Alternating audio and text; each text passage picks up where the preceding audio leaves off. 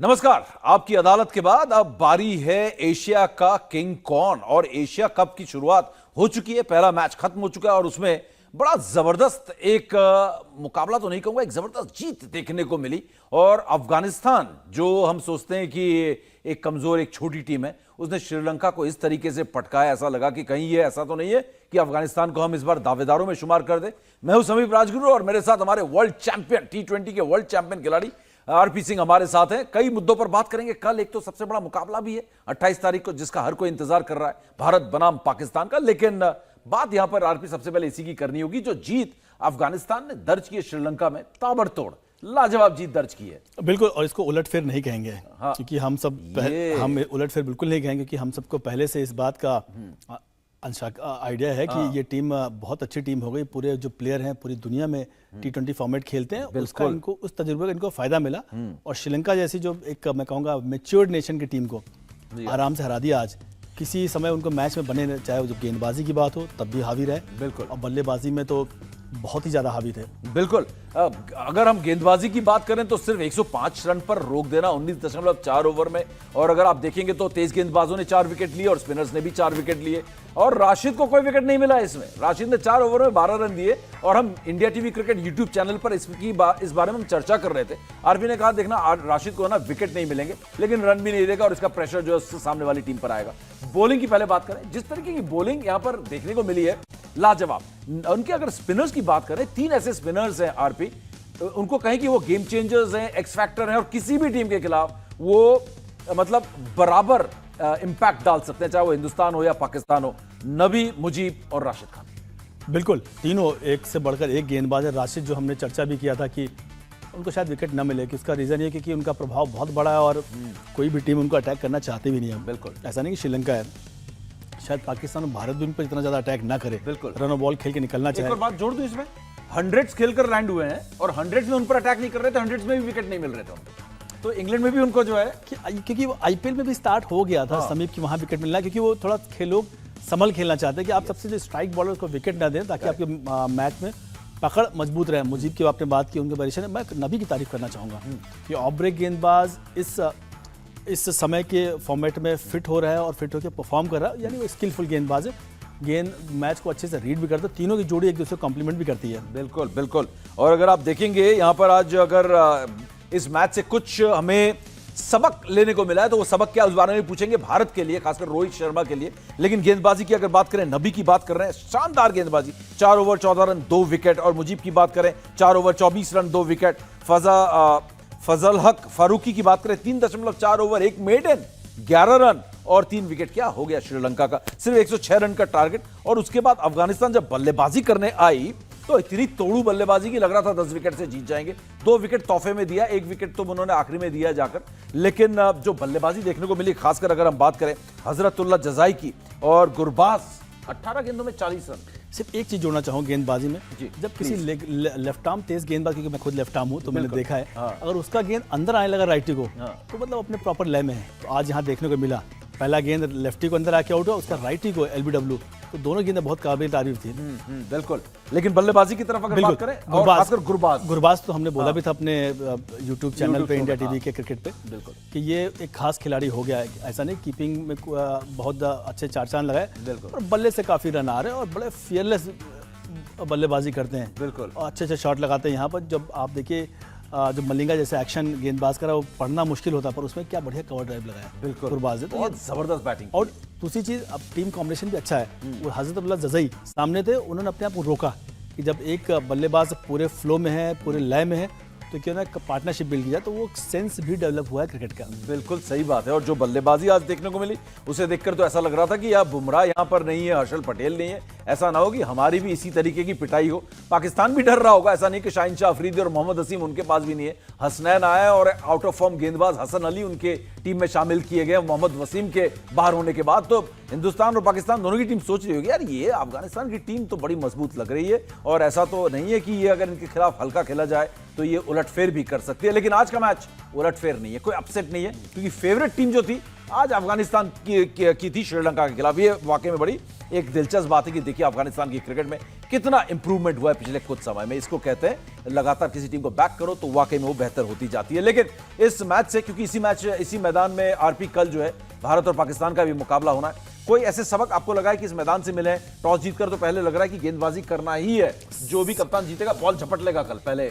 बिल्कुल, टॉस बहुत महत्वपूर्ण है, क्योंकि आज हमने पूरे मैच में देखा जब टॉस जीत के पहले गेंदबाजी जो टीम कर रही है उसको फायदा मिलता है। ऐसा नहीं गेंदबाजी में फायदा, साथ में बल्लेबाजी में बाद में फायदा मिलता है। ये गुरबाज और हजरतुल्लाह जज़ई ने जो बल्लेबाजी की, कहीं ना कहीं विकेट का डिसएडवांटेज बाद में गेंदबाजी करने का बहुत ज्यादा, क्योंकि आप चाहे मैं कहूँ जो मिस्ट्री स्पिनर्स हैं श्रीलंका के कोई कारगर साबित नहीं हुए। करेक्ट। और बहुत आराम से लोग पढ़ते गए और उसको खेलते गए, तो टॉस बहुत वाइटल। और दूसरा, लेफ्ट आर्म तेज गेंदबाज का बोलबाला फिर से रहेगा, तो अगर कोई लेफ्ट आर्म तेज गेंदबाज है तो दिख नहीं रहा है, बिल्कुल, तो उसको थोड़ा संभाल के खेलना पड़ेगा। तो उसको थोड़ा मतलब थोड़ा आपको और बेटर तरीके से खेलना पड़ेगा, बिल्कुल।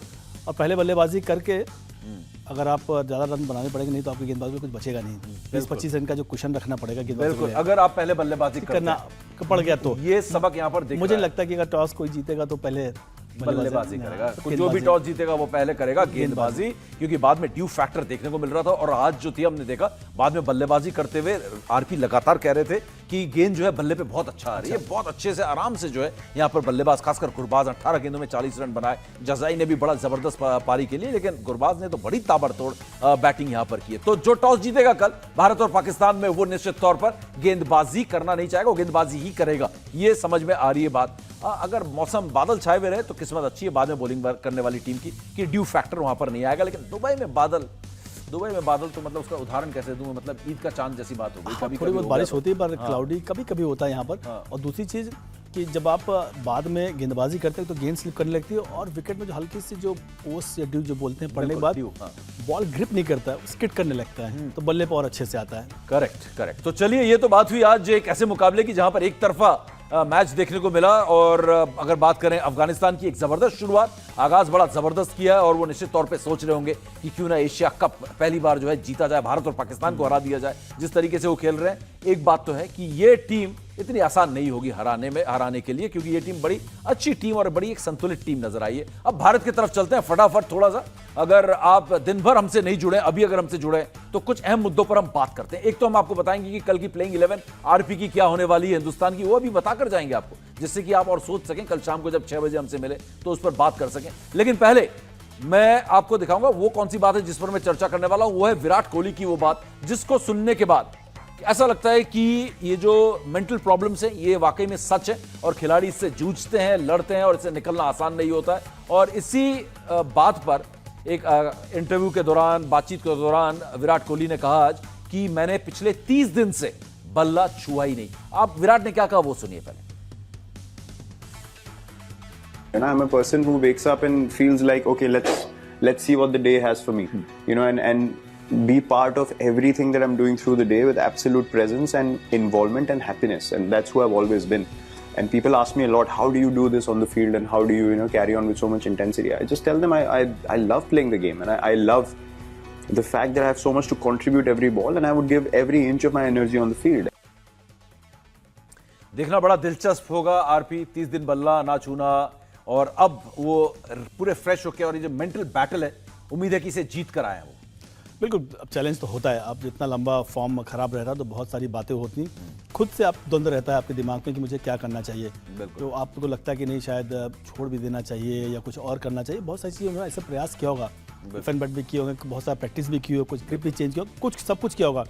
अंततः उनको लगा होगा कि शायद थोड़ी देर दूर रहेंगे तो जो मेंटल फटीग जिसकी वो चर्चा कर रहे हैं यहाँ पे होता है कि हमने भारत में तो नहीं देखा ज़्यादा, लेकिन विदेशी खिलाड़ियों में बहुत सुनने को मिलता है, जिसमें ब्रिटिशर्स काफ़ी कि उनको मेंटल फटीग हुआ, घर चले गए। तो ये तो हमारे यहाँ उतना नहीं होता है, लेकिन होता तो होगा ही, क्योंकि होता होगा। वो अभी तक बोलते नहीं, आप खुलकर बाहर आएंगे, खुल के बाहर आएंगे। विराट ने ये शुरुआत की है तो निश्चित तौर पर बाकी खिलाड़ियों को भी हौसला मिला होगा। जब इस तरीके के द्वंद्व, मानसिक द्वंद्व या फिर जिसको कहते हैं बैटल से आप जूझ रहे हैं, तो कम से कम आकर आप बताएं और आप रेस्ट लें, ब्रेक लें, डॉक्टर के पास बात करें। बिल्कुल, ब्रेक लेने से फायदा तो होता है, क्योंकि आप जब फैमिली के साथ रहें, फैमिली साथ में आप ब्रेक लें क्रिकेट से तो आप चीज़ों को अंडू कर देते हैं। फिर आप अगर आपने 15, 20, 25 दिन का ब्रेक ले लिया तो आप जब दोबारा बैट पकड़ोगे तो शायद वो जो आप 15 साल या 20 साल की उम्र बैट पकड़ते वैसे ही पकड़ोगे, ऐसा हो सकता है। ऐसा हो सकता है। चलिए फिलहाल एक छोटा सा ब्रेक लेंगे और ब्रेक के बाद आपको दिखाएंगे कि भारत के कप्तान रोहित शर्मा ने बड़ी एक दिलचस्प बात की है पाकिस्तान और भारत के इस मुकाबले को लेकर। ब्रेक के बाद वो दिखाएंगे आपको, और आरपी की 11 प्लेइंग 11 भारत की क्या होगी पाकिस्तान के खिलाफ। इस छोटे से ब्रेक के बाद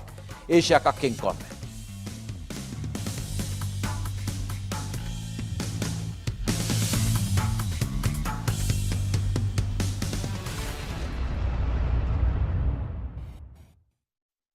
Co-presented by Bikaji. Amit ji loves Bikaji. Bhujia papad, sweets namkeen. Narolac Impressions Kashmir. No paint की बदबू, only कश्मीर का एहसास. Powered by Tirumala Oil by the Kutte Group. Keeping mankind happy.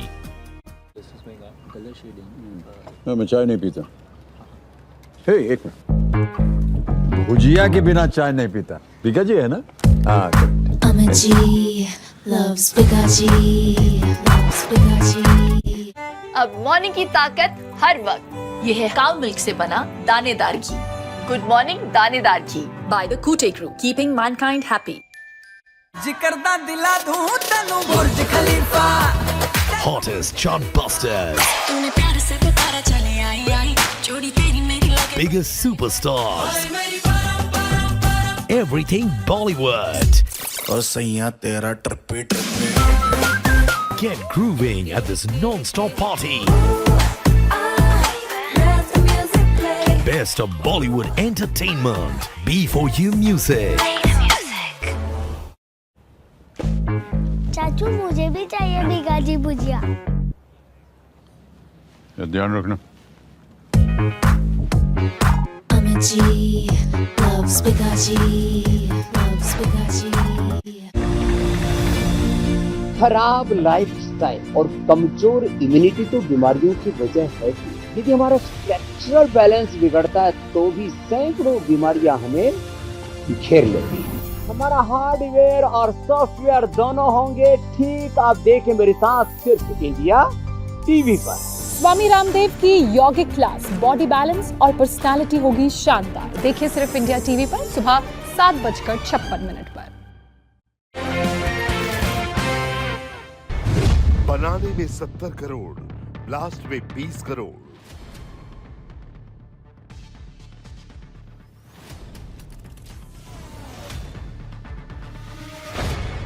बस एक बटन दबेगा, ट्विन टावर मलबा बनेगा।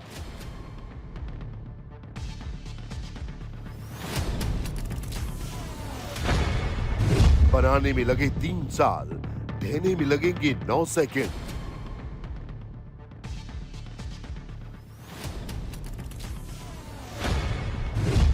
तीन 3700 kilo बारूद फिट, सेफ्टी के लिए 4 लेयर का कवर।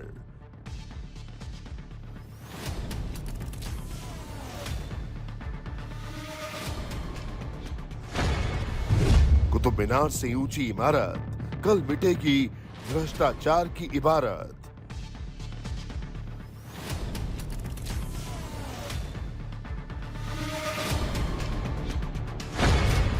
करप्शन के ट्विन टावर, कानून का सबसे बड़ा एक्शन। बात भ्रष्टाचार की उस इमारत की जिसे ट्विन टावर कहते हैं। करीब 26 घंटे बाद एक बटन दबेगा और 9 सेकंड में नोएडा में भ्रष्टाचार का ट्विन टावर जमींदोज हो जाएगा। नोएडा में ट्विन टावर में महाविस्फोट को लेकर काउंटडाउन शुरू हो चुका है। 28 अगस्त को दोपहर 2:30 बजे ट्विन टावर में विस्फोट होगा और करप्शन का ये ट्विन टावर 9 सेकंड में महज जमींदोज हो जाएगा। इसे लेकर सुरक्षा के पुख्ता इंतजाम किए जा रहे हैं। सुरक्षा अधिकारी लगातार जगह का मुआयना कर रहे हैं। दिल्ली से सटे नोएडा में सुपरटेक के ट्विन टावर को कल दोपहर ठीक 2:30 बजे ध्वस्त कर दिया जाएगा। इस ट्विन टावर में एपेक्स और सियान नाम के 2 टावर आमने सामने खड़े हैं। एपेक्स टावर 103 मीटर ऊंचा है, तो वहीं सियान टावर की बात की जाए 97 मीटर ऊंचा है। एपेक्स टावर में 32 मंजिलें हैं, यानी कि 32 फ्लोर हैं, जबकि सियान टावर में 30 फ्लोर हैं। दोनों में कुल 915 फ्लैट्स हैं जो कल मिट्टी में मिल जाएंगे और इसे लेकर सुरक्षा के पुख्ता इंतजाम कर लिए गए हैं। वक्त मैं एटीएस तिराहे पर मौजूद हूं और ट्रैफिक एडवाइजरी ये कहती है कि एटीएस तिराहे से गेजा फल सब्जी मंडी जाने वाली जो रोड है वो पूरी तरीके से बंद रहेगी। हालांकि इसे अभी भी बंद किया गया है, लेकिन 28 अगस्त को सुबह 7 बजे से जब तक यहां पर स्थिति सामान्य नहीं हो जाती है तब तक इस रोड को बंद रखा जाएगा। किसी को भी आने जाने की इजाजत नहीं होगी, यानी पूरी तरीके से नो मैन जोन इसे घोषित कर दिया जाएगा। तो अगर आप आना चाहते हैं इस रोड की तरफ तो आप बचें उस दिन, वरना आपको भी परेशानियों का सामना करना पड़ सकता है। कुमार सोनू, आप बताइए अगली कौन सी रोड है जो बंद रहेगी? बिल्कुल, जो ट्विन टावर को जमींदोज की प्रक्रिया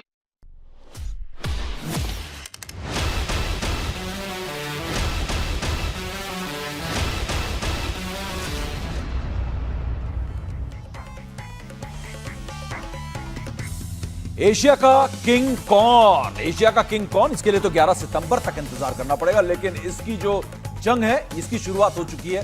ना ना ना, ये ना सोचना कि मैं अफगानिस्तान और श्रीलंका के मुकाबले की बात कर रहा हूं जिसका आज हमने देखा कि शुरुआत हुई एशिया कप की। मैं बात कर रहा हूं भारत पाकिस्तान मुकाबले की। पहले सुनाते हैं आपको कि हिंदुस्तान के कप्तान रोहित शर्मा ने क्या कहा इस मुकाबले के बारे में। दोनों अच्छे टीम है, आप आमने सामने खेलेंगे, अच्छा क्वालिटी मैच तो होगा ही और उसके बारे में चर्चा होगी। बट आई एम श्योर कि दोनों टीम के लिए ये एक जस्ट मैच है जो दोनों टीम कोशिश करेगी जीतने के लिए। तो हमारे लिए भी हमारा फोकस भी यही है कि बाहर से हाइप आप लोग बनाइए, बट अंदर से हम हमारा काम करेंगे, फोकस करेंगे गेम के ऊपर और अच्छा खेलने की कोशिश करेंगे।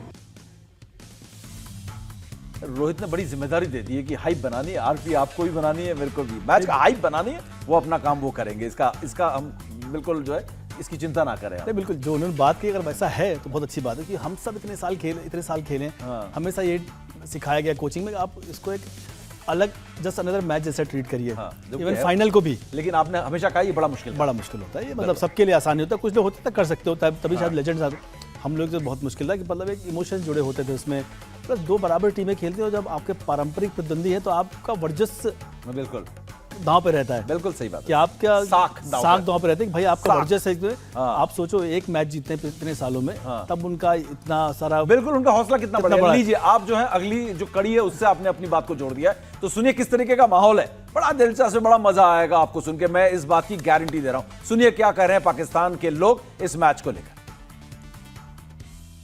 इंडिया पे 100% पर प्रेशर है, ऑलरेडी वो प्रेशर में है। जिस तरह उनकी ठुकाई की है हमने 2021 में, अभी भी वो प्रेशर में है, अभी भी वो डर रहे हैं।